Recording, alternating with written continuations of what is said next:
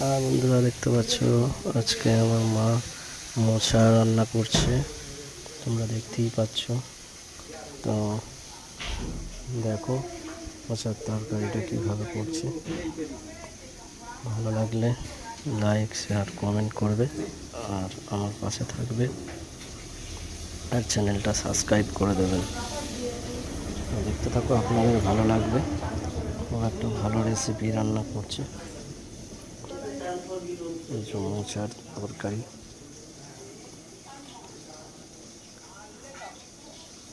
মা এখন এই যে সব মশলা দিয়ে এই যে ঘাটাঘুটি করছে মোচার তরকারিটা। দারুণ টেস্টিফুল বানিয়েছে। আপনারাও রান্না করে খান, ভালো লাগবে আপনাদের।